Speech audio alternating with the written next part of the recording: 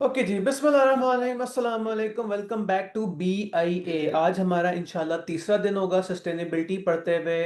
कल होमवर्क में क्या था आपके हवाले जो है वो थोड़े से पेजेस थे और जो है वो एक अदद प्रैक्टिस क्वेश्चन था। प्लीज बता दें कल की बातों में से क्या डिस्कस करना है, फिर आगे पढ़ते हैं। बस ठीक है, भेज मैं फिर कर लांगा रात में है।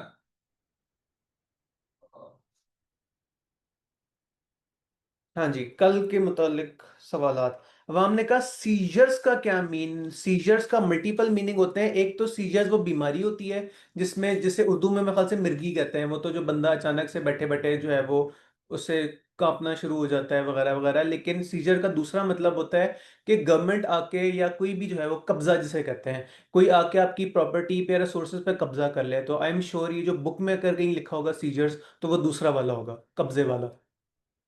और अगर आप मुझे बता दें किस पैराग्राफ में लिखा है तो हम एग्जैक्टली पूरा वर्ड पूरा पैराग्राफ भी पढ़ लें सीजर्स वाला।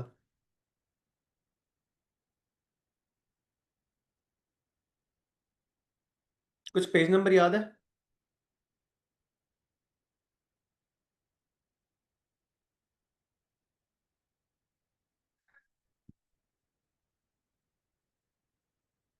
रेगुलेटरी एंड कंप्लाइंस वाले में ढूंढ लेते हैं। Control F, SEIZURES, seizures. ले जी, मिल गया seizures. For example, in 2022 Pakistan introduce legislation mandating the health warning cover 60% of the front and back of all cigarette packaging। कहा गया कि सवाल में पाकिस्तान 2022 में पाकिस्तान ने एक लेजिस्लेशन इंट्रोड्यूस कराई थी जिसमें आप लोगों, वैसे आप लोग शरीफ लोग हैं, आप लोगों को तो इतना नहीं पता होगा, लेकिन सिगरेट का रैपर के ऊपर जो है वो कुछ बड़ी वाहियात किस्म की तस्वीरें बनी होती हैं। बंदा जो है वो कैंसर के मरीजों की तस्वीरें, कि देखें इसका जो है वो मुंह खराब हुआ हुआ है, इसकी टांगें खराब हुई हुई हैं। किस लिए? इसलिए ताकि जो है वो बंदा डर जाए वो देख के। और सिगरेट, ये जिन लोगों को आदत हुई भी उन्हें तो सिगरेट छोड़नी नहीं, तो लेकिन कम से कम जो नए लोग हैं उन्हें सिगरेट जो है उससे रोका जा सके। आगे नेक्स्ट सेंटेंस में क्या लिखा है? Non compliance of this package may result in hefty fines, product seizures and ban from selling non compliance. हाँ ठीक है, वही वाला सीजर निकला कि गवर्नमेंट कह रही है कि अगर आपने अपने सिगरेट के ऊपर वो गंदी वाली तस्वीर ना लगाई तो हम आके आपकी प्रोडक्ट सीज कर लेंगे, कब्जा कर लेंगे। वो प्रोडक्ट जो है वो हम खुद जो है वो सारे सिगरेट पी लेंगे। ठीक है, और कोई सवाल?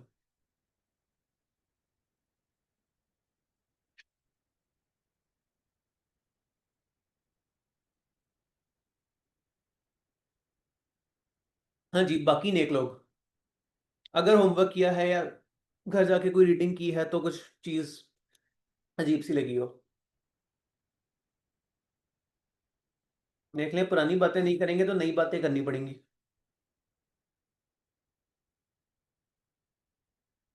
चलें फिर आगे चलते हैं।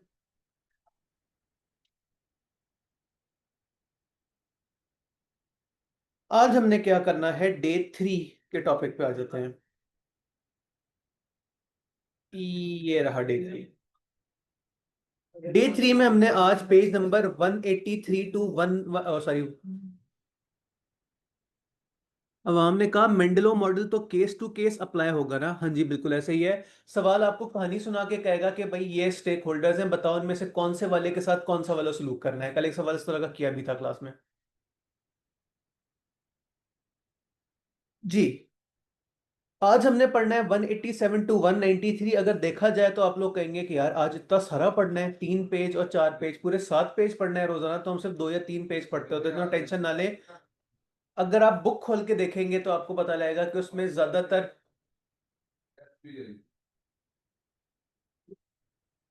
पेजेस पे जो है वो सिर्फ एग्जांपल्स हैं मेंडलोस मॉडल वगैरह की। तो इसका मतलब ये हमने नई जो बातें करनी है जो है वो इतनी ज्यादा नहीं है।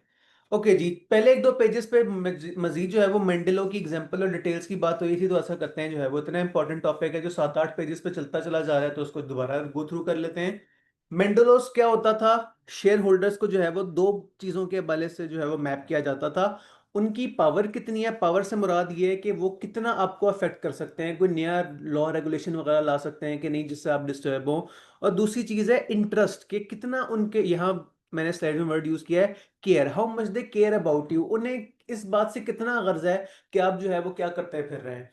तो कल हमने बात की थी कि इन चारों बेसिस के ऊपर हम क्लासिफिकेशन करते होते थे कि कौन से स्टेक होल्डर के साथ कौन सा सलूक करना है। यहां मैंने इस बात पे भी जोर डाला था कि स्टेक होल्डर अलग चीज है, स्टेक होल्डर अलग और शेयर होल्डर अलग, इन दोनों को आपस में कंफ्यूज ना कीजिएगा। शेयर होल्डर वो नेक इंसान है जिसने पैसे देके आपके शेयर खरीदे हैं, जबकि स्टेक होल्डर बेशक उसे जो है वो उसने आपको आज तक जिंदगी में पैसे ना दिए हो, लेकिन किसी ना किसी तरह डायरेक्टली या इनडायरेक्टली जो है वो उसका आपसे कोई रिश्ता हो, तो उसे हम प्यार से बोलते होते हैं स्टेक होल्डर्स। तो इन चार तरह के स्टेक होल्डर्स के साथ हमने क्या सलूक करना है, हमने कहा था जिसकी ना पावर है ना इंटरेस्ट है, उसे जो है वो बस इग्नोर करो। जिसकी पावर ज्यादा है लेकिन जिसकी इंटरेस्ट कम है, उससे खुश रखो। इंग्लिश में वर्ड क्या यूज हुआ था, कीप सेटिस्फाइड, कि भाई वो जो बोले आगे से मान लो, उन्हें सोचने का मौका ना दो। ऑन द अदर हैंड जिसका इंटरेस्ट ज्यादा है लेकिन पावर कम है, उन्हें एटलीस्ट इन्फॉर्म कर दो, वैसे ही खुश हो जाएंगे। वो लोग जिनके पास, कल हमने एग्जांपल की बात की थी, वो एग्जांपल भी रिपीट कर लेते हैं। हमने सीएमएडीजी को एज एन एग्जांपल ले लिया था। हमने कहा था वो बंदा जो चाय लेके आता है, उसकी पावर भी इतनी ज्यादा नहीं है कि वो सीएमएडीजी का कुछ कर सके, और उसका इंटरेस्ट भी इतना नहीं है कि भाई क्लासेस टाइम पे हो रही है नहीं हो रही, उसे चाय से गर्ज है, उसे बर्तन धोने से गर्ज है। तो उसको हमने कह दिया कि लो पावर लो इंटरेस्ट, इसका जो है वो आपको कुछ खास जो है वो करने की जरूरत नहीं है। On the other hand low power but high interest, मेरी बात हो रही है, मैं टीचर हूं, मैं अकेला सीएमएडीजी का जो है वो कुछ बहुत ज्यादा डैमेज नहीं कर सकता, लेकिन मुझे बहुत ज्यादा कंसर्न है सीएमएडीजी का। मैं चाहता हूं कि जो है वो सब कुछ टाइम पे हो, मैं चाहता हूं कि क्लासेस टाइम पे हो, मैं चाहता हूं कि आप लोग खुश रहें। तो मुझे जो है वो इंतजामिया को मेरे साथ क्या करना चाहिए, इंतजामिया को जो है मुझे इन्फॉर्म रखना चाहिए। कोई भी छोटी मोटी अपडेट आती है मुझे एटलीस्ट बताना चाहिए ताकि मेरा दिल खुश हो जाए। पावर मेरे पास बहुत ज्यादा नहीं है, लेकिन चलो क्या हुआ, मुझे आप इंफॉर्मेशन दे दें, मेरा दिल खुश हो जाएगा, बहुत है। फिर नंबर 3 हमने पढ़ा था वो लोग जिनके पास पावर ज्यादा है लेकिन इंटरेस्ट कम है, और उसकी हमने बात की थी कि गवर्नमेंट अथॉरिटीज वगैरह। गवर्नमेंट अथॉरिटीज कहें कि भाई सीएमएडीसी ने टैक्स देना है, सीएमएडीसी वाले आगे से कहें ठीक है सर आप बताओ कितना टैक्स देना है, हम उतना टैक्स दे देंगे। हमने शॉर्टकट की क्या बात की थी, हमने कहा था कि कोशिश करो किसी तरह गवर्नमेंट को खुश रखें, गवर्नमेंट को अपने खिलाफ ना करें, कोई ऐसी हरकत ना करें जिससे गवर्नमेंट माइंड करे, और एक दफा गवर्नमेंट ने माइंड कर लिया फिर गवर्नमेंट ने आपको बख्शना बख्शना कोई नहीं। उसके बाद नंबर 4, वो लोग जिनका पावर भी हाई है, जिनका इंटरेस्ट भी हाई है। उसकी मैंने एग्जांपल दी थी, आप जैसे नेक लोग जो कि स्टूडेंट्स हैं, आपकी पावर भी हाई है, अगर आप खुदा ना खास्ता जो है वो नाराज होकर चले गए तो सीएमएडीसी क्या करेगा, और आपका इंटरेस्ट भी हाई है, आपको इस चीज से गर्ज है कि जो है वो इदारा कैसा परफॉर्म कर रहा है, क्या चेंजेस आ रही है, क्या जो है वो आप लोग करते फिर रहे हैं, आप लोग से मुराद हम लोग सीएमएडीसी। तो आपको जो है वो सिग्निफिकेंट जो है वो आपके साथ कोऑपरेशन करनी है, आपको खुश भी रखना है और आपको इंशाल्लाह इन्फॉर्म भी रखना है। स्लाइड्स में क्या लिखा हुआ है, की प्लेयर्स को हमने जो है वो हाई पावर जो है वो सेटिस्फाई भी करना है, इन्फॉर्म भी करना है, कीप सेटिस्फाई करना है। हाई पावर लो इंटरेस्ट वालों को ये सारी बातें मैं पढ़ चुका हूं, तो उसकी मैं दोबारा रीडिंग कोई नहीं कर रहा। और जो है वो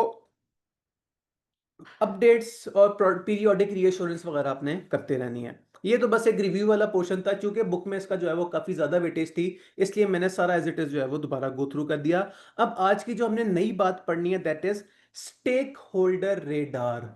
ये एक नया तरह का जो है वो मॉडल आ गया, पुराने जमाने में नहीं, खाली बीएमबीएस में हुआ करता था, तो आप में से सारे लोग जो है वो पहली दफा ये चीज पढ़ होंगे। तो स्टेक होल्डर रेडार क्या है, आपको पता है स्टेक होल्डर क्या है, आपको पता है रेडार क्या है। रेडार आपने मूवीज में देखा होगा या ड्रामों में देखा होगा, एक ग्रीन कलर की वो एक सर्कल सा होता है, एक सॉफ्टवेयर सा होता है, जिसके ऊपर जहाज या सबमरीन्स आपको नजर आते हैं कि वो देखें वो नॉर्थ साइड से जो है वो इंडिया का जहाज आ रहा है, देखा तो होगा मूवीज वगैरह में। तो उससे हम बोलते हैं रेडार। रेडार किस काम का होता है, रेडार ये होता है कि अगर कोई जहाज दूर से आ रहा है तो उस पर पता लगे कि अभी जहाज दूर है। अगर खुदा ना खास्ता वो जहाज जो है वो आपके शहर के करीब आ गया, तो रेडार पे आता है कि ये जो जहाज है वो करीब आता जाता है। और फिर अगर रेडार जहाज जो है वो दुश्मन का बिल्कुल ही रेडार की एयर बेस के करीब आ जाए, तो फिर जो है वो रेडार पे रेड अलर्ट आ जाता है कि भाई अब तो जहाज बहुत ही करीब आ गया, इसे कोई मिसाइल वगैरह मारो, जो पायलट गिरेगा उसे चाय शाय पिलाओ, ताकि जो है वो काम सही हो सके। तो स्टेक होल्डर रेडार्स मीन कि आपने किस स्टेक होल्डर्स को रेडार के किस लेवल पे रखना है। आए मैं आपको रेडार की शक्ल भी दिखा दूं, ले जी आ जाएं स्टेक होल्डर रेडार के ऊपर। ये रहा स्टेक होल्डर वाला चार्ट, और इससे थोड़ा सा ही आगे है बुक में स्टेक होल्डर रेडार, चेक करें ये आ गया पर्पल कलर का रेडार। इस रेडार के अंदर भी देखा जाए तो कितने सारे लेवल्स हैं, 1 2 3 4, बीच में चार, बीच में एक सर्कल है, उसके ऊपर तीन जो है वो लेयर्स हैं। देखिए सबसे बाहर वाला सर्कल क्या है, ग्रे कलर का है, उसके ऊपर लिखा है कर्टिसी टू इन्फॉर्म। देखा जाए तो ये भी एक तरह का मेंडेलोज वाला जो ऑप्शन था, मेंडेलोज वाली चीज थी, उसी से मिलती जुलती चीज है कि वो लोग जो आपकी कंपनी से इंतहाई दूर हैं, सबसे सेंटर में है आपकी कंपनी, आपकी एंटिटी है आप खुद, तो आपकी कंपनी से सबसे दूर वाले जो स्टेक होल्डर है, जो कि दूर वाले जहाज का क्या मतलब है, दूर वाले जहाज से इतना खतरा नहीं है, क्या पता वो साइडों साइडों से ही जो है वो किसी और मुल्क चला जाए, वो पाकिस्तान ना रहो, वो अफगानिस्तान जा रहा हो। तो जो ग्रे जोन में है, उस ग्रे जोन को आप जो है वो तकरीबन इग्नोर कर दें, बस इन्फॉर्म कर दीजिएगा। यहाँ लिखा है कर्टिसी टू इन्फॉर्म। कर्टिसी का मतलब होता है मुरव्वत, के मतलब आप बस जो है वो दिल रखने के लिए किसी को इन्फॉर्म कर दें। देखा जाए तो ये भी मेंडलो वाले टेबल से ही एक जो है वो वर्जन है कि एटलीस्ट कीप इन्फॉर्म, बता दो, खुश हो जाएं वो।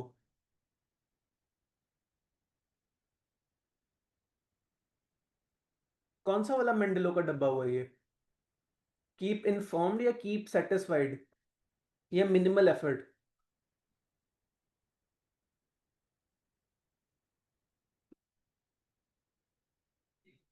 इतना आसान सा जवाब है यार, कीप इन्फॉर्म जो है वो कर्टिसी टू इन्फॉर्म हो गया।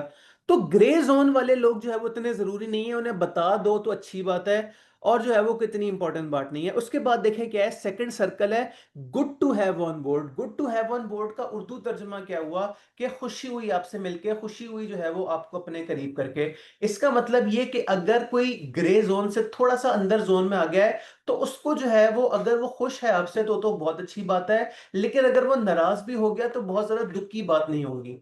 तो good to have on board वो लोग हैं जिनका कर्टिसी टू इन्फॉर्म वालों से थोड़ी सी इंपॉर्टेंस जो है वो बढ़ गई है। अगर वो खुश हैं तो अच्छी बात है, लेकिन उनकी नाराजगी से भी हमें बहुत ज्यादा तकलीफ या बहुत ज्यादा परेशानी नहीं होगी। उसके बाद एक dark purple zone, necessary to engage, जिन लोगों की इंपॉर्टेंस उससे भी ज्यादा बढ़ जाती है। इन अदर वर्ड्स, अगर रेडार की बात करें, वो वाला जहाज आपकी एयरबेस से उससे भी ज्यादा करीब आ जाता है, यहां उसके लिए क्या वर्ड यूज हुआ है, नेसेसरी टू एंगेज। अब आपके लिए लाजमी हो गया है कि उन्हें खुश रखें, उनको जो है वो इन्फॉर्म करें, उनकी जो है वो बातें माने, उन्हें सेटिस्फाई करें। तो ये एक तरह से कीप सेटिस्फाइड वाला लेवल आ गया कि ठीक है, इससे पहले कि उनका इंटरेस्ट आप में जो है वो और ज्यादा इंक्रीज हो जाए, उनके साथ नेसेसरीली इंगेज करो। गवर्नमेंट के साथ भी अपनी खुशी से तो नहीं कोई इंगेज करता, मजबूरी में करता है। तो यहाँ मजबूरी क्रिएट होगी कि आपने गवर्नमेंट को टाइम पे टैक्सेस देने, टाइम पे अपनी रिटर्न्स वगैरह जमा करानी है, टाइम पे जो है वो अपना चेकअप वगैरह कराते रहना है, तभी जो है वो आपकी एंटिटी जो है वो सही तरह चल सकेगी। वरना एंटिटी के चलने में मसाइल पेश आ सकते हैं, आपके खिलाफ रेगुलेशंस हो सकती हैं, आपके खिलाफ पेनल्टीज हो सकती हैं। और सबसे करीब देखें, डीप डार्क पर्पल जोन, उसने कहा कि अब तो जो जहाज है वो आपकी एयरबेस के अंदर दाखिल हो चुका है, अब तो कुछ कर लो। तो कंपनी के पर्सपेक्टिव से देखा जाए तो वो सर्कल जिसमें आप पाए जा रहे हैं, उसी सर्कल में जो लोग पाए जा रहे हैं, इंतहाई करीबी लोग, ये हैं वो लोग जिनकी पावर भी हाई और इंटरेस्ट भी हाई। वो लोग जिन्हें हर सूरत आपने कीप सेटिस्फाई भी करना है, कीप इन्फॉर्म भी करना है, वो आगे इधर वाइटल टू एंगेज में। डेफिनेशन देख के हमने ठीक ठाक बात की, आए वापस आते हैं स्लाइड की तरफ। स्टेक होल्डर डाक के बारे में फरमाया, it is another way to sort people who are affected by the sustainability shift. अब आप ये ना भूलिएगा कि हम सस्टेनेबिलिटी वाला चैप्टर पढ़ रहे हैं। तो अगर हम सस्टेनेबल स्टेप्स उठाते हैं तो उससे कौन सा वाला बंदा कितना ज्यादा इन्फॉर्म होगा, और उस इंफॉर्मेशन को हमने कितना जो है वो आगे दिल पे लेना है, वो सारी बातें हमें स्टेक होल्डर रेडार भी बता सकता है। It groups them as customer, supplier, influencer and governance. And बताया जाता है कि किससे कितनी पार्टिसिपेशन जो है वो करनी चाहिए, कस्टमर, सप्लायर, इन्फ्लुएंसर्स और गवर्नेंस। इसी लेवल पे जो है वो आपने उन्हें लेके चलना है। कस्टमर्स जो है वो उसमें था कि कर्टिसी टू कीप इन्फॉर्म, दिल रखने के लिए इन्फॉर्म कर दीजिएगा। उसके बाद सेकंड लेवल पे था कि good to have on board, suppliers को आप खुश रख लें तो अच्छी बात है, आपका ही फायदा होगा, लेकिन सप्लायर्स नाराज भी होगी तो इतनी टेंशन वाली बात नहीं, और सप्लायर्स बहुत होंगे। उसके बाद थर्ड लेवल पे इन्फ्लुएंसर्स, इन्फ्लुएंस से या मुराद होगी आपका जो है वो गवर्नमेंट वगैरह, वो लोग जो डायरेक्टली आप पे इन्फ्लुएंस कर सकते हैं। और चौथे नंबर पे गवर्नेंस, या गवर्नेंस के मुराद जो है वो ना सिर्फ आपकी गवर्नमेंट है, बल्कि आपके इदारे की जो कनेक्टेड स्टेक होल्डर्स वगैरह वो भी हैं, जिन्हें आपने खुश भी रखना है और जिन्हें आपने इंफॉर्मेशन भी जो है वो पूरी देनी है। Vital to engage, necessary to engage, good to have on board, courtesy to inform, ये चार लेवल्स होते हैं। ये मैंने आपको डायग्राम पे ही जाके दिखा दिया। The closer a group sits to a center of a radar, आप रेडार के जितने करीब होंगे सेंटर से, उतना ही जो है वो आपकी इंगेजमेंट ज्यादा होगी, कंपनी को जो है वो आपको उतना ही ज्यादा खुश रखना है और उतना ही ज्यादा इन्फॉर्म करना है। It helps decide where to spend time and what kind of contact to use. इसका मतलब ये जिस तरह मेंडलोस हमें बताता था किस बंदे के साथ कितना कैसा सलूक करना है, इसी तरह स्टेक होल्डर रेडार आपको बताएगा कि किस जो है वो कस्टमर के साथ, कस्टमर नहीं, किस स्टेक होल्डर के साथ जो है वो आपने कैसा बिहेव करना है। तो देखा जाए तो घूम फिर के बिल्कुल जो है वो मेंडलो जैसी बात ही है, बस शेप चेंज होगी। मेंडलो में जो है वो चार डब्बे हुआ करते थे, इसमें जो है वो चार लेवल्स हैं। दोबारा डायग्राम देख लें, बातें समझ आ रही हैं, कोई अजीब सी बात तो नहीं है। स्टेक होल्डर रेडार में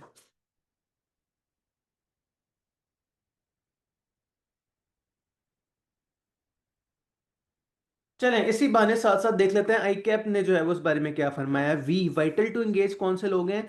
वो लोग जिनकी पार्टिसिपेशन क्रूशल है, अगर वो आपके साथ कोऑपरेट नहीं करेंगे तो इदारा खुदा ना खास्ता बर्बाद हो जाएगा। Second level necessary to engage, ये कौन लोग हैं? वो that must take part in order to contribute to the desired. अब यहां देखा है कि आपने कुछ चीजों को बोल्ड और इटैलिक भी किया हुआ है, यहां कौन सा वर्ड उसने हाईलाइट किया हुआ है? कंट्रीब्यूट। कंट्रीब्यूशन का मतलब होता है कि लोग अपना आके हिस्सा डाल रहे हैं आपकी कंपनी के उसमें। तो ये वो लोग हैं जो कि आके आप कंट्रीब्यूट करते हैं आपकी सक्सेस में, आपकी सक्सेस में अपना जो है वो पेश करते हैं, अपना जो है वो अपना टाइम और अपनी एफर्ट्स वगैरह। यहां से हमें हिंट मिला जरूर जो है वो आपके इंप्लॉइज वगैरह की बात हो रही होगी, जबकि पहले लेवल पे बात हो रही है आपके डायरेक्टर्स की, आपके जो है वो लीडर्स की। Number three, good to have on board के बारे में क्या फरमाया बुक ने? ये वो लोग हैं जो कि पार्टिसिपेट करेंगे तो it will ensure that result is better. यहां उसने हाईलाइट किया रिजल्ट इज बेटर को, अगर ये लोग आपके साथ सपोर्ट करेंगे तो अच्छा हो जाएगा, लेकिन ऐसा नहीं है कि ये लोग सपोर्ट नहीं करेंगे तो आप जो है वो बिल्कुल ही खत्म हो जाएंगे।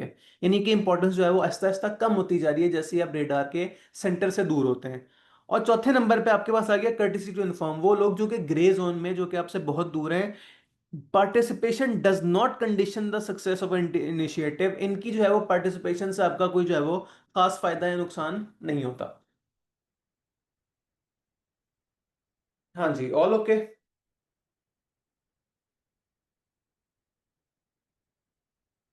आसान आसान सी बातें ही हैं, कोई जो है वो उसमें अजीब सी बात नहीं है। नेक्स्ट, थ्री पिलर्स का बैकग्राउंड। बुक ने दोबारा से थ्री पिलर्स की बात कर दी, तो हम जरा याद करते हैं थ्री पिलर्स थे क्या। बुक ने हमें थ्री पिलर्स के बारे में कुछ बताया था शुरू में भी, याद करें। वो जॉन एल्किंटन, वो वाला बंदा है जिसने सेकंड वाली डेफिनेशन दी थी सस्टेनेबिलिटी की। उसने फरमाया था कि अकेले पानी या हवा से जो है वो गुजारा नहीं होता, तीन चीजें जरूरी हैं। इकोनॉमिक प्रॉस्पेरिटी के, तरक्की करो, पैसे कमाओ हलाल। नंबर टू, इन्वायरमेंटल प्रोटेक्शन के, इन्वायरमेंट का भी ख्याल रखो, पानी वगैरह। और तीसरे नंबर पे उसने बात की थी, उसने कहा था सोसाइटी का भी ख्याल रखो, सोसाइटी में महरूमी वगैरह जो है वो ना डेवलप हो जाए। दोबारा से उसने आपको जो है वो उसका बैकग्राउंड दिया, दोबारा से रिमाइंडर दिया। Three pillars environmental social and economics were highlighted by WCED's Brundtland report. ये ब्रंटलैंड वही जो साहिबा जिन्हें हम प्यार से मदर ऑफ सस्टेनेबिलिटी बोल रहे थे, and recognize that 2005 summit on social development, वो वाली बात दोबारा से। The model says that a society can grow the economy while meeting peoples need and protecting nature, full stop. याद करें, ये बात हमने क्लास के डे वन पे भी कही थी कि ब्रुंटलैंड साहबा ने ये नहीं कहा था कि यार तुम लोग जो है वो बिल्कुल ही तरक्की छोड़ दो। उन्होंने कहा था देखो तरक्की जरूर करो, अच्छी बात है, लेकिन ऐसा नहीं है कि तरक्की अंधाधुंध करो।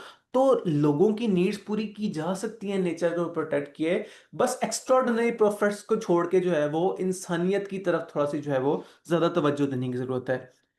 ये तीनों पिलर्स एक दूसरे को रीइंफोर्स करते हैं, और ये खुदा ना खास्ता किसी एक पिलर में भी वीकनेस आ गई तो पूरा सिस्टम जो है वो बर्बाद हो सकता है। For example, city balances road upgrade for trade, air quality targets and बस एक्सेस। इस वाली एग्जाम्पल को जरा डिटेल से जो है वो स्टडी करते हैं। अभी पिछली लाइन में सवाल ने क्या कहा, इन तीनों चीजों को बैलेंस करना जरूरी है, तीनों पिलर्स एक दूसरे को सहारा देते हैं, और खुदा ना खास्ता एक भी पिलर्स में से वीक पड़ गया तो सोसाइटी बर्बाद हो जाएगी। तीन पिलर्स कैसे एक दूसरे को सपोर्ट कर रहे हैं? लेट्स अज्यूम सीएमएडीजी की बात कर लेते हैं।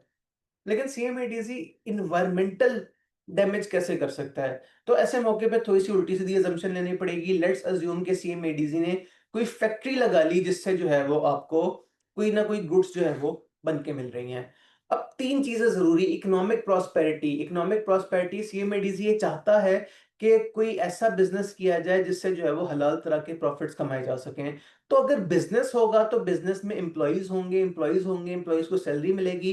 एम्प्लॉयज को सैलरी मिलेगी तो वो अपने बच्चों को जो है वो बेहतर खाना खिला सकेंगे, उनको जो है वो अच्छे स्कूल में डालेंगे, उनकी जो है वो आगे भी जाके जो है वो बड़े इंसान बन सकें। तो एक तरफ ये है, दूसरी तरफ दूसरा पिलर क्या सपोर्ट कर रहा है, इन्वायरमेंटल। अगर हमने कोई इन्वायरमेंटली फ्रेंडली बिजनेस स्टार्ट किया तो माशरा भी बेहतर होगा, और माशरे के साथ साथ जो इन्वायरमेंट है उसे भी मजीद डैमेज होने से जो है वो रोका जा सकेगा। आप लोग नोटिस करेंगे बार बार वर्ड इन्वायरमेंटल सस्टेनेबिलिटी यूज होता है, इन्वायरमेंट बेटरमेंट नहीं होता है, क्योंकि आपको भी पता है, मुझे भी पता है, ऐसा इम्पॉसिबल है। जो इन्वायरमेंट खराब हो गया उसे इन्वायरमेंट को अब दोबारा सही नहीं किया जा सकता। अगर किसी को लगता है कि जो हसीन हवाएं और हसीन पानी हमारे बचपन में जवानी में हुआ करता था वो दोबारा वापस आ जाएगा, तो शायद ही इम्पॉसिबल है। शायद ही हम एक दूसरे को झूठी तसल्ली दे रहे हैं। लेकिन एटलीस्ट इतना मेंटेन रहे, एटलीस्ट इससे ज्यादा खराब ना हो हमारी अगली जनरेशन को। एटलीस्ट इतना मिल जाए, ये ना हो कि इससे भी खराब वाला वर्जन मिले। ये ना हो कि अभी तो फिलहाल स्मॉग लेते हुए तकलीफ, स्मॉग में सांस लेते हुए तकलीफ होती है, ये ना हो कल को स्मॉग में सांस लेने से लोग जो है वो खुदा खास्ता अल्लाह ना करे मरना शुरू हो जाएं। तो इससे आपने सस्टेन रखना है। तो एक आपने अगर अच्छा बिजनेस स्टार्ट किया है तो उससे इकोनॉमिक प्रॉस्पेरिटी भी होगी, उससे इन्वायरमेंटल प्रोटेक्शन भी होगी अगर आपने इन्वायरमेंटल सस्टेनेबिलिटी के स्टेप्स लिए हुए हैं। और नंबर थ्री ये कि उससे फिर जो है वो सोसाइटी बेनिफिट भी होगा। अभी मैंने आपको एग्जांपल दे दी कि लोगों को सैलरी मिलेगी, लोग सैलरी से जो है वो आगे नेकी के काम करेंगे। तो ये थ्री पिलर्स का रिमाइंडर एक दफा फिर। All okay?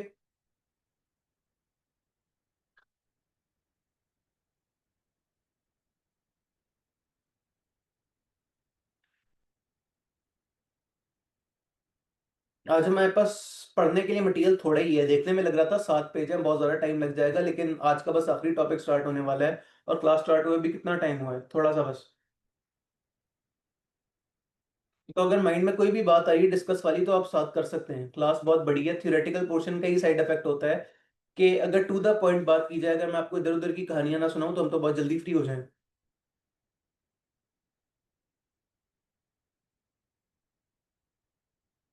नहीं जी, लगता है सबको बहुत अच्छी समझ आ रही है, किसी को कुछ समझ नहीं आई। आगे चलते हैं। Environmental sustainability and environmental footprint, वो क्या होता है फुटप्रिंट? आप लोगों ने मूवीज में देखा होगा या even Tom and Jerry type कार्टूनों में भी देखा होगा कि जब भी जेरी जो है वो चल के जाता है कहीं और टॉम जो है वो उसका पीछा कर रहा होता है, तो जमीन पे छोटे छोटे पाँव के निशान होते हैं, और वो जो है वो कुछ कार्टून्स में वो मेन कैरेक्टर जो है वो एक इतना बड़ा मैग्नीफाइंग ग्लास लेके घूम रहा होता है, जिससे वो देखता है कि कौन से फुटप्रिंट जो है वो कहाँ जा रहे हैं।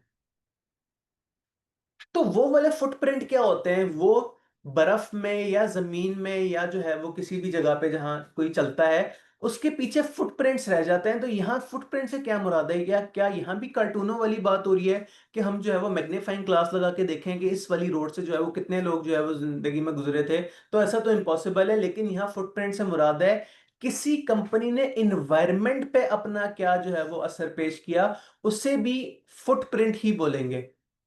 लाइक फॉर एग्जाम्पल कोई एक जंगल था बड़ा खूबसूरत किस्म का, अब जो है वो 1 साल बाद उस जंगल में गए तो आधे से ज्यादा दरख्त उजड़े हुए थे। तो आप कहेंगे कि यार ये जो चीज है ये किसकी हरकत है? किसी ने यहाँ कोई ऐसा फजूल काम किया है जिसके जो है वो असरात हमें अभी भी नजर आ रहे हैं। इस चीज को जो है वो बुक बोल रही है फुटप्रिंट। कि आप ऐसी कोई हरकत करें जिसका एविडेंस, जिसके निशान पीछे रह जाएं। आप कोई नदी नाला, कोई नदी थी बड़ी खूबसूरत किस्म की, उसमें बड़ा जो है वो ठंडा मीठा पानी जो है वो गुजरा करता होता था, साथ एक फैक्ट्री लगी, उस फैक्ट्री ने जो है वो उस तालाब को बर्बाद कर दिया। आप जब उस फैक्ट्री को गौर से, उस तालाब को कभी साल बाद 6 महीने बाद दोबारा देखेंगे, आप कहेंगे कि यार किसने ये बर्बादी की है? तो आपको फुटप्रिंट्स नजर आएंगे, कौन है आसपास वो फैक्ट्री जिससे जो है वो कार्बन डाइऑक्साइड कह रहा हूं, जिससे केमिकल्स जो है वो इस पानी में जा रहे हैं, वो भी फुटप्रिंट है। आप लोगों ने कमेंट्स में कहा कार्बन फुटप्रिंट, जी घूम फिर के मैं उधर ही आ रहा था। तो ये अब मुख्तलिफ मुल्कों की गवर्नमेंट्स ने और रेगुलेटरी जो है वो बॉडीज ने ये एक कॉन्सेप्ट पेश किया कार्बन फुटप्रिंट का, कि ये एक जबानी बात नहीं है, एक न्यूमेरिकल मैथमेटिकल चीज है कि आप बताओ कि आपने इन्वायरमेंट को कितना डैमेज किया। ये कैलकुलेशन प्रॉपर होती है कि भाई आपकी कंपनी ने, आप सारी फैक्ट्रीज ने मिला के इतने हजार किलो जो है वो कार्बन डाइऑक्साइड जो है वो इन्वायरमेंट में छोड़ी, जिससे ओजोन लेयर को जो है वो इतने हजार जो है वो किलो का जो है वो डैमेज हुआ, और जो है वो आपकी कंपनी की इतनी गाड़ियां थी, उन गाड़ियों से जो है वो इतनी सारी एमिशन हुई होगी, तो आपने फलाना इतना सारा केमिकल जो है वो एनवायरनमेंट में छोड़ा। इस सारी बात को हम कहते हैं कार्बन फुटप्रिंट। तो कार्बन फुटप्रिंट इन्वायरमेंटल फुटप्रिंट का जो है वो एक नेक्स्ट लेवल वर्जन है। इन्वायरमेंटल फुटप्रिंट तो एक जबानी सी बात है कि ठीक है यार, यहाँ से कोई गुजरा होगा, यहाँ किसी ने कोई हरकत की होगी जिसकी वजह से हमें साफ पता लग रहा है कि यहाँ कुछ गलत हुआ हुआ है। और कार्बन फुटप्रिंट उसका आगे मैथमेटिकल वर्जन है कि भाई कौन सी कंपनी ने इन्वायरमेंट को कितना कोई जो है वो डैमेज किया। पढ़ते हैं क्या लिखा है। Environmental sustainability means managing air water soil biodiversity, full stop. ये तो सवाल पता नहीं क्या कुछ बोले चले जा रहा है। एयर वाटर तो आप सबको पता है। तीसरी चीज सॉइल। सॉइल क्या होती है? सॉइल मिट्टी होती है। मिट्टी में जो है वो खेते शेते उगाओ, क्या मसले वाली बात है? क्या मिट्टी में भी कोई पोल्यूशन या इस तरह की इन्वायरमेंटल डैमेज वगैरह हो सकता है?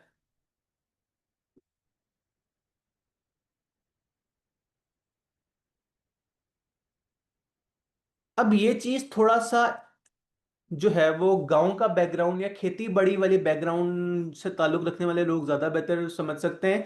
लेकिन सुना ये है कि अगर किसी एक ही तरह के खेत में एक ही तरह की जो है वो फसल उगाई चली जाए, तो वो खेत बिल्कुल ही बर्बाद हो जाता है। नाइन्थ क्लास की बायोलॉजी में एक कॉन्सेप्ट आपने पढ़ा होगा, क्रॉप रोटेशन। कि पहले एक क्रॉप हो फिर दूसरी क्रॉप हो, तो एक क्रॉप दूसरे क्रॉप के लिए जो है वो पीछे कुछ न्यूट्रिएंट्स जो है वो छोड़ के चली जाती है। लेकिन अगर आप एक ही जगह से एक ही क्रॉप बार बार उगाते रहो, तो एक खास तरह का न्यूट्रिएंट जो है वो कम हो जाता है, और कोई खास तरह का न्यूट्रिएंट जो है वो जरूरत से ज्यादा हो जाता है, और वो जमीन जो है वो परमानेंट बर्बाद हो जाती है। तो यहाँ एक तीसरी चीज भी जो है वो सवाल कह रहा हूँ बार बार, बुक ने आपको बताई कि यार सॉइल की डाइवर्सिटी भी जो है वो बड़ी जरूरी है। अब सॉइल को कैसे मेंटेन रखा जा सके, इसके ऊपर जो है वो काफी कुछ किया जा सकता है। सुनने में आया है कि अमेरिका की टोटल पॉपुलेशन का आई थिंक लेस देन 10% जो लोग हैं वो खेती बड़ी करते हैं। लेकिन अमेरिका जैसा ह्यूज मुल्क एग्रीकल्चरल प्रोडक्ट्स जो है वो इंपोर्ट नहीं करता बल्कि एक्सपोर्ट करता है। क्यों? वहां लोग जो है वो जरा, वहां का फार्मर जो है वो टेक्नोलॉजी बेस्ड है। वहां जो है वो each and everything genetically modified crops, और जो है वो एक से बढ़कर एक तरह के फर्टिलाइजर और सबसे लेटेस्ट तरह की उनके पास मशीनरी होती है। बड़े बड़े जो है वो हेक्टर्स के जो है वो जितनी जो है वो हमारी पूरी हाउसिंग सोसाइटी होती है, इतना बड़ा वहाँ एक जो है वो खेत होता है जिसमें जो है वो मुख्तलिफ प्रोडक्ट्स जो है वो एक साथ ग्रो कर रही होती हैं। तो द पॉइंट इज सॉइल की बायोडाइवर्सिटी जो है वो बहुत जरूरी है। नेक्स्ट वर्ड क्या है? बायोडाइवर्सिटी। के सॉइल में अंदर जो है वो न्यूट्रिएंट्स ना खत्म हो जाए, सॉइल में जो है वो कुछ हेल्पफुल बैक्टीरिया, जो हेल्पफुल तरह की जो है वो कीड़े मकोड़े भी होते हैं। हर तरह का कीड़ा मकोड़ा जो है वो आपकी क्रॉप्स के लिए खराब नहीं होता। लेकिन अगर आपको बहुत ही खौफनाक वाला केमिकल यूज करो अपनी जो है वो क्रॉप्स पे, कि हर तरह का कीड़े मकोड़े मर जाएं, तो उससे भी फायदे के बजाय नुकसान हो जाता है। उसकी एक बड़ी मेजर एग्जांपल आपने शायद बड़ों से सुनी हो, चाइना की। कि चाइना का जो वो था, उनका जो कायदे आजम है उसका नाम था माओ जेडोंग। उससे कोई पर्सनल जो है वो दुश्मनी थी चिड़ियाओं से, कि यार चिड़ियाएं जो है वो आके हमारे खेत का जो है वो सारा जो है वो खा पी जाती हैं, तो हमारी खेती जो है वो बड़ी बर्बाद हो जाती है। ऐसा करो, चिड़िया नजर आए उसे जान से गोली मार देना, हमारी जो है वो क्रॉप्स जो है वो मेंटेन हो जाएंगी। और उसका जो है वो क्या नतीजा निकला, किसानों ने पकड़ के चिड़ियाओं को जो है वो दिल खोल के मारा, जान से मारा। और उसका नतीजा ये निकला कि वो चिड़ियाएं जिस छोटे मोटे कीड़े मकोड़ों को जो है वो उल्टी सीधी जो है वो चीजें खा लेती होती थी, वो चिड़िया अब नहीं थी। तो कीड़े मकोड़ों ने पौधों पे हमला कर दिया, पहले क्रॉप डैमेज होती थी, क्रॉप सिरे से आई ही नहीं, जो है वो पूरे पूरी जो है वो खेत बर्बाद हो गए, और चाइनीज लोग भूखे मरे। और ये कोई जबानी बात नहीं है, जनरली जाके सर्च कीजिएगा, चाइना वर्सेस पैरोज, या चाइना जो है वो वॉर अगेंस्ट बर्ड्स, तो आपको जो है वो उस पर काफी डिटेल मिल जाएगी। आपने कहा कमेंट्स में ग्रीन फार्मिंग करते हैं यूट्यूब में बहुत सारे लोग। में बेल्कनी में सिर्फ पूरा सेटअप क्रिएट किया है बंकर टाइप, बिल्कुल ऐसा ही है, आप इसके ऊपर भी सर्च कर सकते हैं। एक और से मिलती जुलती चीज है वर्टिकल फार्मिंग। मैंने पहली क्लास में कहा था कि लैंड एक फाइनाइट रिसोर्स है, आप जो मर्जी कर लो, मजीद लैंड क्रिएट नहीं हो सकती। तो लोगों ने कहा अच्छा ठीक है, लैंड फाइनाइट रिसोर्स है, ऐसा करते हैं कोई इसका भी एक चीट कोड लगाते हैं। लोगों ने बड़ी बड़ी इस तरह की बिल्डिंग्स बना के उसके साइडों पे जो है वो खेती बाड़ी स्टार्ट कर दी। तो लैंड बेशक फाइनाइट है, लेकिन लैंड का सरफेस एरिया क्रिएट किया जा सकता है, इस बढ़ाया जा सकता है इस तरह की हरकतों से। तो वो भी आप जो है वो लिख लें अपने पास। वर्टिकल फार्मिंग का भी सर्च कीजिएगा, बड़े काम की चीज है। और इसी वर्टिकल फार्मिंग का एक छोटा वर्जन जो है वो उन्होंने कमेंट्स में बताया कि ग्रीन फार्मिंग का मतलब है कि आप अपनी बैल्कनी वगैरह में जो है वो छोटा मोटा जो है वो फार्म लगा लो, 10-12 गमले रख लो, या जो है वो कोई क्यारी वगैरह लगा लो, जिससे एटलीस्ट अपने घर की जरूरियात आप पूरी कर सकें। अगर मैं अपनी बात करूं तो अल्हम्दुलिल्लाह हमारे घर में भी एक छोटा सा बाग है। तो अल्हम्दुलिल्लाह हम बहुत अरसे से पुदीना सिर्फ अपना यूज करते हैं, बाजार से नहीं लिया। लीमू थोड़े बहुत बाजार से लेने पड़ते हैं, लेकिन काफी हद तक लीमू जो है वो हमारे खुद बन जाते हैं। तो ये भी एक बड़ी अच्छी सी बात है कि आप जो है वो, हालांकि मैं लाहौर के अंदर रहता हूँ, कोई बहुत बड़ा घर नहीं है, लेकिन छोटे से एरिया पे जो है वो जहाँ धूप पड़ती है वो एक छोटी सी क्यारी है, तो वहां से लीमू और मुख्तलिफ 3-4 चीजें जो है वो बन जाती हैं। तो आप लोग भी जो है वो उस तरह कर सकते हैं। इन्वायरमेंट का भी भला हो जाएगा और आप लोगों का अपना भी।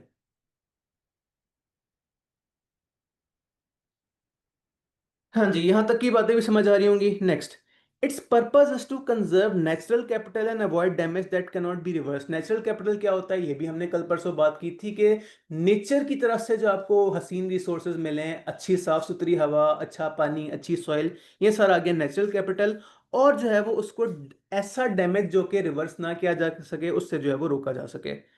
Every activity leads an environmental footprint, often harmful, so firms act to cut pollution, curb climate change impacts, protect species। बहुत लंबा सेंटेंस हो गया, ऐसे तोड़ तोड़ के पढ़ें।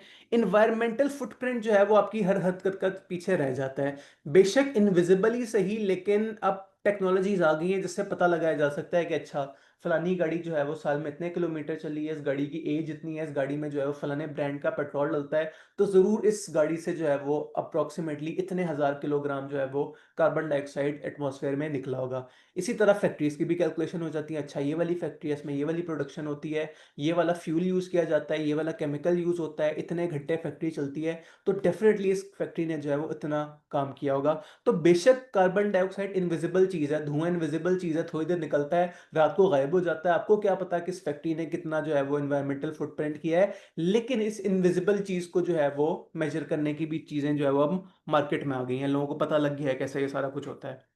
सो firms act to cut pollution. Firms की, अब फर्म से मुराद यहाँ बिजनेस की बात हो रही है। बिजनेसेस चाहते हैं कि पोल्यूशन को किसी तरह कम किया जा सके। कर्ब क्लाइमेट चेंज इम्पैक्ट्स, ऐसी चीजें जिससे आपके क्लाइमेट के ऊपर नेगेटिव असर पड़ रहे हैं उन्हें रोका जा सके। प्रोटेक्ट स्पीशीज, कहीं ऐसा ना हो कि फॉरेस्ट डिफॉरेस्टेशन इस तरह की हरकतों की वजह से जानवरों की जो है वो नस्लें खत्म हो जाएं। एक जानवर अगर खास तरह के जंगल में रहता है और उस खास तरह के जंगल से आपने खास तरह के दरख्त खत्म कर दिए, तो क्या पता उस जानवर का रहना भी जो है वो डिस्टर्ब हो, वो वहां रह ही ना सके, वो जो है वो भूखा मर जाए।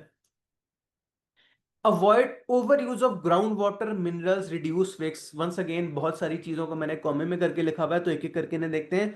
Over use of ground water, ये भी हमने पहली क्लास में इस पर डिटेल से बात की थी। मैंने आपको बताया था एक्वेफायर क्या होता है। वो नेचुरल अंडरग्राउंड डैम जो कि तकरीबन हर बड़े शहर के नीचे होता है, लेकिन अगर आप खुदा ना खास्ता उसका ओवर यूज कर लें तो फिर आपके पास इमरजेंसी वाले मौकों के लिए जो है वो कुछ नहीं रहता। ग्राउंड वाटर्स के साथ ही बिल्कुल लिखा है मिनरल्स। मिनरल्स भी अगर आप जरूरत से ज्यादा निकाल लें तो जो है वो काम खराब होता है। अमेरिका सर्च कीजिएगा, अमेरिका में poisonous lake left behind in a mine. मैं रिपीट कर देता हूँ, वो क्या था, एक कोई माइन थी, पता नहीं अब मुझे ये नहीं आ रहा किस चीज की माइन थी। उसको वो खोदते चले गए, खोदते चले गए, खोदते चले गए, उन्होंने जो है वो टिका के तो उसे मिनरल्स निकाले।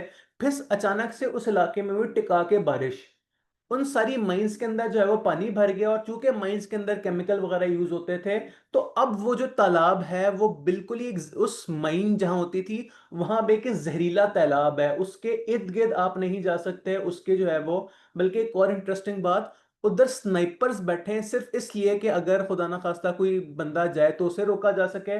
और अगर वहां से इवन परिंदे भी पानी पीने की कोशिश करें तो जो है वो उन्हें हवा में गोली मार के, परिंदों को नहीं जान से मारना, उन्हें डराया जा सके कि परिंदे जो है वो यहाँ से भाग जाएं, अगर खुदा ना खास्ता उन्होंने उस पॉइजनस लेक का पानी पी लिया तो वो मर जाएंगे। तो द पॉइंट इज माइनिंग भी अपने ध्यान से करनी है, वरना इस तरह के पॉइजन लेक जैसे जो है वो इंसिडेंट्स हो सकते हैं।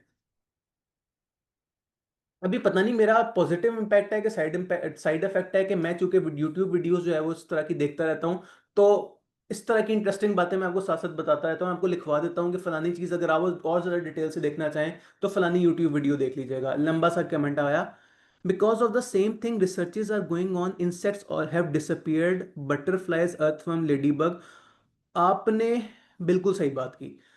उन्होंने कहा कमेंट में, जो लोग ऑनलाइन पढ़ रहे हैं, उन्होंने कहा कि अब तो ये रिसर्चेस हो रही हैं कि फलाने टाइप के इंसेक्ट्स वगैरह अगर खत्म हो जाएं तो उन्हें दोबारा से पैदा करने के लिए जो है वो कैंपेन्स वगैरह चलाई जा रही हैं। उन्होंने कहा now Walmart is selling earthworms. आपस की बात है, ये मेरे लिए भी नई बात है, लेकिन सोचे कितना डूब मरने का डिप्रेसिंग बात है कि जब अर्थवर्म कहते हैं वो छोटे छोटे कीड़े जो अक्सर बारिश होती है तो कैरियो वगैरह में निकल आते हैं। तो हालात इतने खराब हो गए हैं, जिंदगी जमीन जो है वो इतनी पॉइजनस हो गई है कि इवन अर्थवर्म जैसी जो है वो चीज तक नापैद होने वाली है। इससे मिलती जुलती एक और बात, हनी बीज आपने सुना होगा, वो जो येलो और ब्लैक कलर के छोटा सा एक जानवर होता है, जानवर नहीं इंसेक्ट होता है जो शहद बनाता है। हनी बीज जो है वो एक्सटिंक्शन के लेवल तक पहुंच गई हैं, और अगर एक दफा खुदा ना खास्ता हनी बीज खत्म हो गई तो दुनिया का जो है वो ठीक ठाक तरह का निजाम जो है वो बिल्कुल बर्बाद हो जाएगा। बहुत सारे पौधे ऐसे हैं जिन्हें फर्टिलाइजेशन ही हनी बीज करती हैं। याद करें फिफ्थ सिक्स सेवन्थ क्लास की बायोलॉजी, आपने पढ़ा था कि मुख्तलिफ जो है वो इंसेक्ट्स होते हैं, वो जो है वो प्लांट के मेल जो है वो पोर्शन पे जाके बैठते हैं, उनकी टांगों पे पोलन लग जाता है, फिर जो है वो प्लांट के दूसरे वाले पार्ट पे जाके बैठते हैं, वो पोलन जो है वो प्लांट पे लग जाता है, फिर वो पोलन जो है वो सीड्स में कन्वर्ट होता है, सीड्स के ऊपर जो है वो फ्रूट आ जाता है, और जो है वो इससे फल उगना स्टार्ट हो जाते हैं। तो यहां तक नौबत आ गई है कि अगर हनी बीज और इस तरह के छोटे मोटे इंसेक्ट खत्म हो गए तो फ्रूट्स दुनिया के खत्म हो जाएंगे। एक तो है ना कि हनी बीज खत्म होगी तो शहद खत्म हो जाएगा, शहद के साथ साथ शहद अकेला नहीं खत्म होगा, आप जो है वो फल खाने को तरसेंगे, सब्जियां खाने को तरसेंगे अगर इस तरह के इंसेक्ट्स वगैरह जो है वो खत्म हो गए। तो इवन इंसेक्ट्स को बचाने के लिए जो है वो पढ़े लिखे मुल्कों में जद्दोजहद हो रही है। अच्छा पॉइंट जो है वो रेस किया आपने। Sir how much do you know so much biology? यार बचपन में पढ़ी थी कसम से। मैं तो इवन प्री मेडिकल का स्टूडेंट हूँ, मैंने आखिरी टाइम बायोलॉजी मैट्रिक में ही पढ़ी थी। तो अगर टीचर्स अच्छे हो तो चीजें याद रह जाती होती हैं। मुझे अभी तक याद है क्लास 3 में मैंने एक टीचर से बोला था कि मुझे ना लेस देन और ग्रेटर देन वाला साइन समझ नहीं आती, तो उन्होंने आगे से इतनी खूबसूरत बात की क्लास 3 को खत्म हुए हुए कितने जो है वो अरसा गुजर गया, पता नहीं वो टीचर जिंदा भी होंगी कि नहीं, बट उन्होंने मुझे बताया था कि बेटा याद रखो, हमेशा मगरमच्छ को बड़ा नंबर पसंद होता है। फिर उन्होंने बोर्ड पे एक इस तरह का मगरमच्छ बनाया, ये उसकी आंख है, ये उसकी जो है वो स्केल्स हैं, उन्होंने तो बड़ी प्यारी सी डायग्राम बनाई थी, मैंने बिल्कुल ही बर्बाद कर दिया इस मगरमच्छ को। बट द पॉइंट इज उस दिन के बाद मुझे कभी लेस देन और ग्रेटर देन वाला साइन नहीं बोला, मगरमच्छ को हमेशा बड़ा वाला नंबर पसंद होता है। तो अच्छे टीचर्स एक बड़ा इम्पोर्टेंट जो है वो रिसोर्स हैं, आपकी उनकी बातें सालों साल बाद भी जो है वो याद रह जाती होती हैं। खैर, वंस अगेन मैं इमोशनल हो गया, बुरी बात, हम जो है वो उस टाइम सस्टेनेबिलिटी पढ़ रहे हैं। अब ये मगरमच्छ मैं मिटा दूं, कल को जिन लोगों को स्लाइड्स मिलेंगे वो कहेंगे अली शायद क्या कर रहा था क्लास में।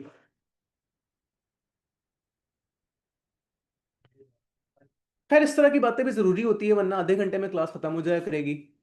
तो हम किधर घूम रहे थे? हम ये कह रहे थे कि over use of ground water, reduce waste and fix harmful farming patterns. Harmful farming patterns के भी हमने बात इसी तरह कर ली कि अगर आप एक ही तरह के खेत में एक ही तरह की प्रोडक्ट जो है वो बार बार उगाते रहेंगे तो काम खराब हो जाएगा, उससे जो है वो आपने अवॉइड करना है। इसके आमतौर पर रिस्पॉन्सेज क्या होते हैं? क्लीनर प्रोडक्शन, कि आप ऐसी फैक्ट्री की जो है वो रॉ मटेरियल उस तरह की मशीन्स वगैरह यूज करें जिससे कम से कम पोल्यूशन हो। वेस्ट सिस्टम हो, आपने अगर पानी या कोई कार्बन डाइऑक्साइड वगैरह रेस करनी भी है, रिलीज करनी भी है, तो कार्बन क्लीनिंग टेक्निक्स होती हैं कि आप एटलीस्ट धुआं कम जहरीला वाला जो है वो इशू करें। इसी तरह एक सॉफ्टवेयर कह रहा हूँ, एक मशीन होती है जिससे केमिकल्स वेस्ट को जो है वो पानी से रिड्यूस किया जा सके। एनर्जी एफिशिएंसी, आप ऐसी एनर्जी सोर्सेज यूज करें जिससे कम से कम पोल्यूशन हो, जैसे कि हमने पहले क्लास में बात की थी कि कोल पावर जो है बहुत ज्यादा पोल्यूशन प्रोड्यूस करती है, जिसके मुकाबले में न्यूक्लियर और सोलर और विंड जो है वो कम करती है। नेचुरल गैस की भी पोल्यूशन ठीक ठाक ज्यादा है, लेकिन कोल से जो है वो एटलीस्ट कम है। And shift to renewable, shift to renewables का मतलब ये है कि विंड पावर, सोलर पावर वगैरह वगैरह। आज का हमारा टॉपिक माशाल्लाह से पूरा हो गया।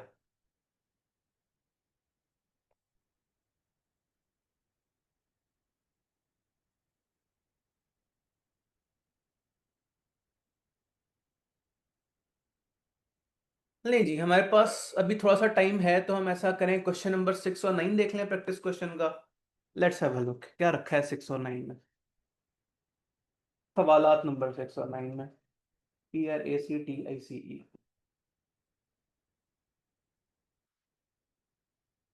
बल्कि नहीं, प्रैक्टिस क्वेश्चन ही इनका नाम था, सेल्फ टेस्ट।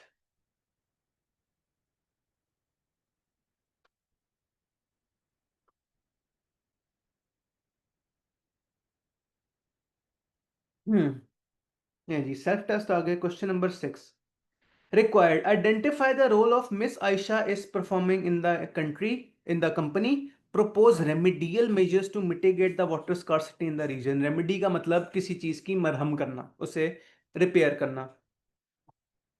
ले जी, अब सवाल पढ़ते हैं। मिस आयशा सीएफओ हैं किसी लार्ज मैन्युफैक्चरिंग कंपनी की। उन्होंने हिसाब लगाया किसी न्यू इन्वेस्टमेंट से frequency of the droughts in her region where the company operates. अब यहाँ वर्ड ड्राउट अगर आपके लिए खुदा ना खास्ता नया है तो मैं बता दूं, ड्राउट मींस पानी, बारिश ना होने का साइंटिफिक टर्म होती है DROUGHT। इसकी प्रोनाउंसिएशन आपस की बात है, मुझे नहीं पता। ड्राउट होता होगा। ड्राउट मींस के जो है वो किसी इलाके में बारिश नहीं हो रही। She raises her concern in a recent board meeting about potential water scarcity risks associated with this proposed investment project। Story पढ़ ली। एक जगह बारिश कम होती है, एक मैडम ने कहा कि यार अगर हम फला प्रोजेक्ट लगाएंगे तो उससे जो और भी जो है वो पानी का काम खराब हो जाएगा। खुश्क साली आपने एक वर्ड यूज किया, आई थिंक उसका वर्ड जो है वो उर्दू में खुश्क साली होता होगा। Identify and explain the role miss Ayesha is performing in the country. पहला सवाल, कौन है वो खातून? इसका आसान जवाब तो ये है कि वो सीएफओ हैं, लेकिन शायद आपके इस मजाक पे एग्जामिनर माइंड कर जाए, तो अब सीएफओ आपने एग्जामिनर साहब को कोई ज्यादा ढंग का जवाब देना है। क्या उनका रोल है? क्या वो गवर्नेंस में है, या वो बाईस्टैंडर्स में है? क्या उनके पास कोई पावर है डिसीजन मेकिंग की?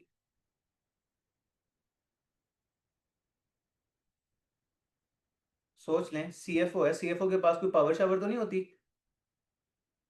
तो कॉमन सेंस कहती है कि यस, सीएफओ बड़ा तगड़ा बंदा होता है। तो यहां हम कह सकते हैं she has a governance role and they have the power to make the green decision making या सस्टेनेबल जो है वो डिसीजन मेकिंग। तो पहला सेंटेंस तो हमने एक ये बता दिया कि वो एग्जैक्टली कर क्या रही हैं। वो सीएफओ हैं। सीएफओ के पास जो है वो गवर्नेंस पावर होती है, उनके पास डिसीजन मेकिंग पावर होती है, उनके पास स्ट्रेटेजिक लेवल की पावर होती है।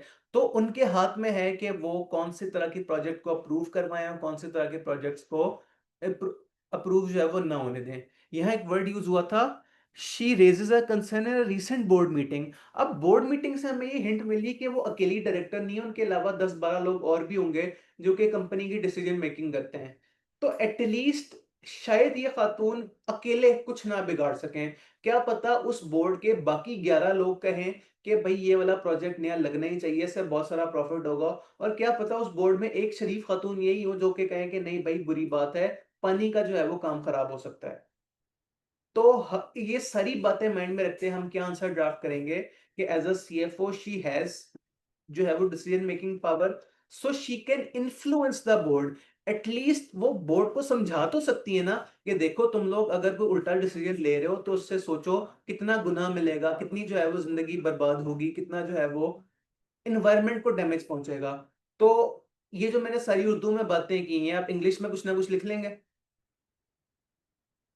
अवाम ने कहा सीएमए क्वेश्चंस जैसी रिपोर्ट भी बना सकती हैं। हाँ जी, लिख सकते हैं ऐसा भी कि वो एक डिटेल्ड तरह की रिपोर्ट बना के दें कि भाई ये जो है वो इम्पैक्ट है, इसका न्यूमेरिकल क्या क्या साइड इफेक्ट होंगे, इतने मिलियन लोगों का जो है वो रोजगार मुतासर होगा, इतने मिलियन लोगों को कैंसर हो जाएगा, इतने हजार लोगों को जो है वो फलानी इश्यूज पेश आ सकते हैं। तो वो बड़ा कुछ कर सकती हैं अगर वो चाहें तो। अभी हमने सवाल आधा पढ़ा और हमने इतनी सारी डिस्कशन कर ली। बाकी आधा सवाल, propose remedial measures to mitigate the water scarcity in the region।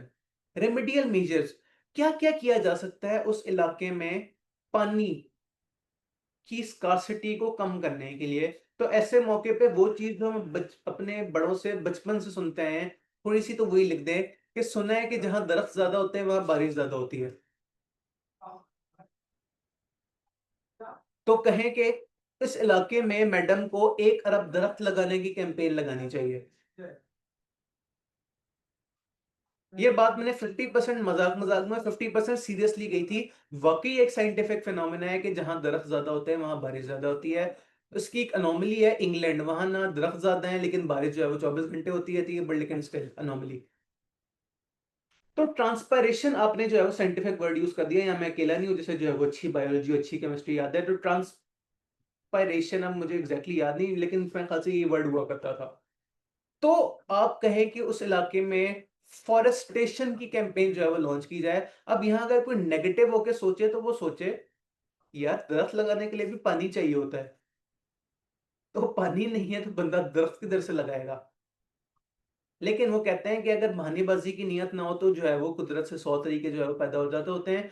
आप टेम्पररी बेसिस पे कोई जो है वो टनल जो है वो कोई बोरिंग वोरिंग करके दरख्त लगा दें। एक दफा जब दरख्त आ जाएंगे तो उस इलाके में जो है वो बारिश का सिस्टम भी बेहतर हो जाएगा, और जो है वो और भी तरीके कार किए जा सकते हैं।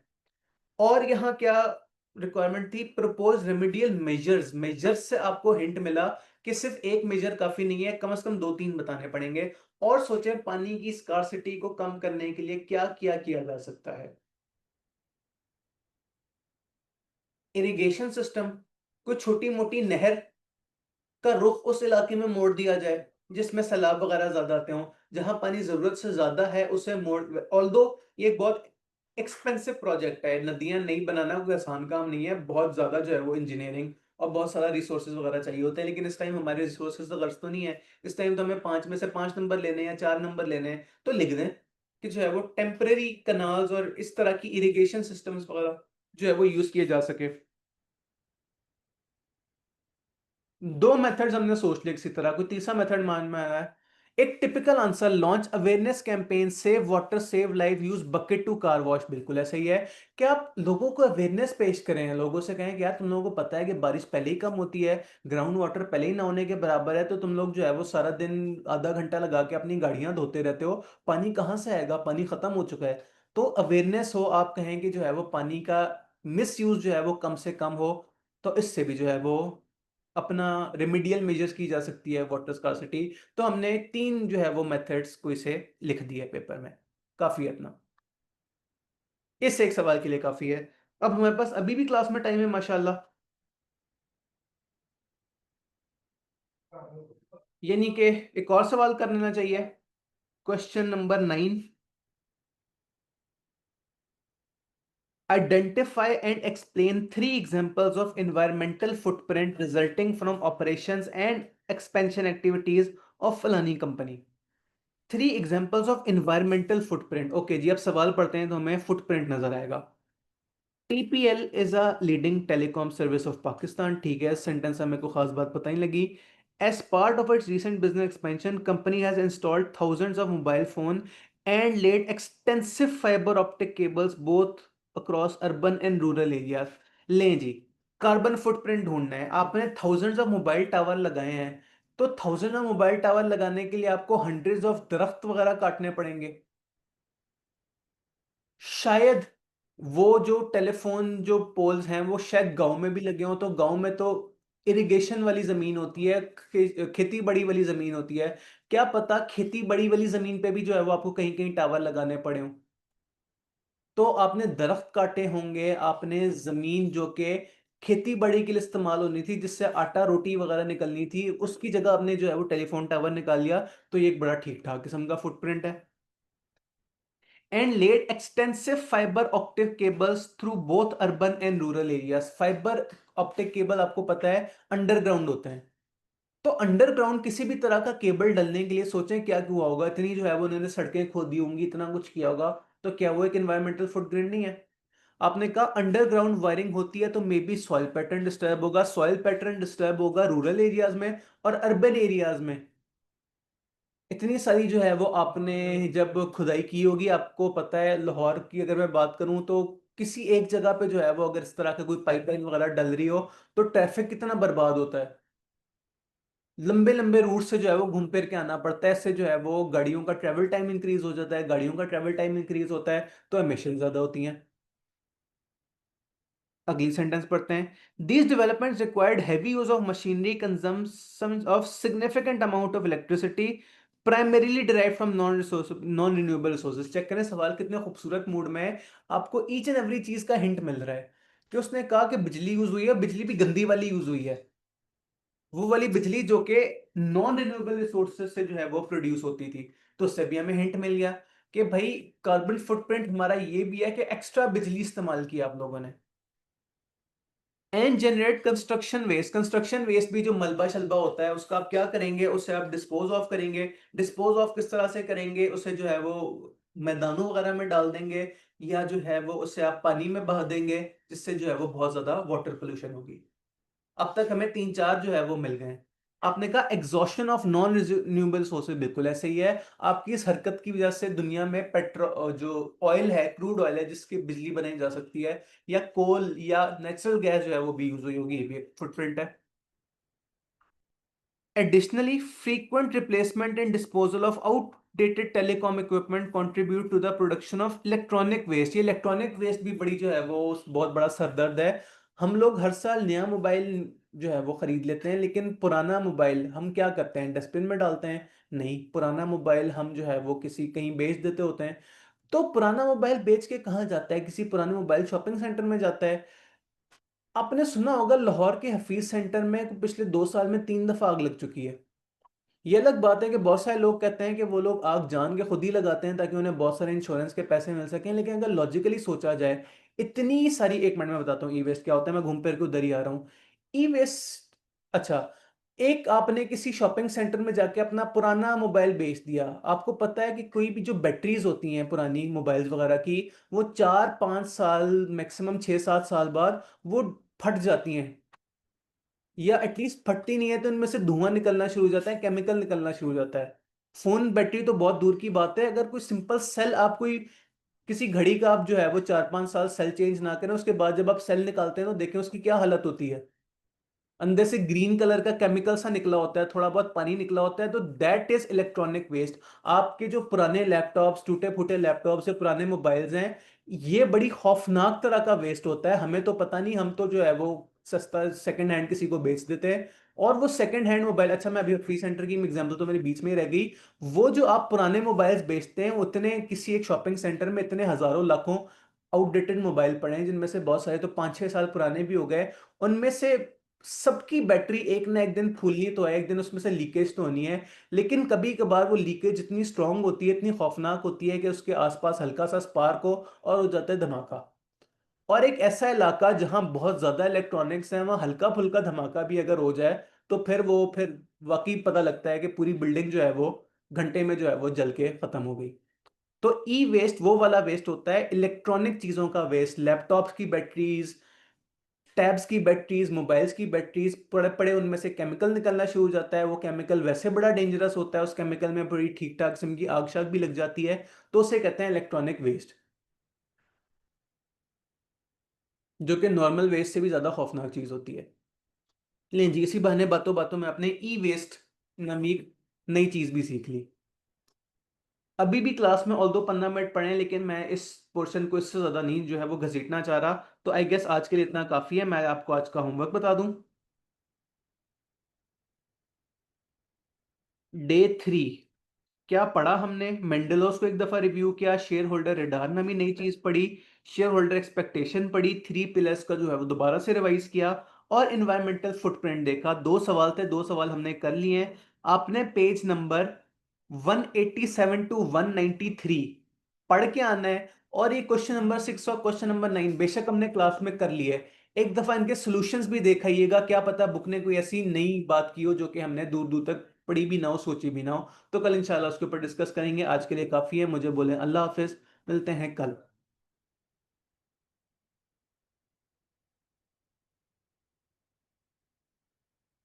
कल क्लास होगी? ओहो, ये तो अच्छा सवाल है।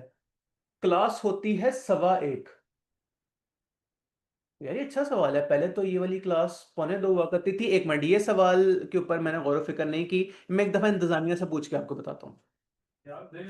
बाकी तब तक अल्लाह हाफिज। इंशाल्लाह जो भी क्लास का टाइम होगा मैं ग्रुप में अनाउंस करा दूंगा, या खुद ही कर दूंगा। Thank you for coming. Allah Hafiz.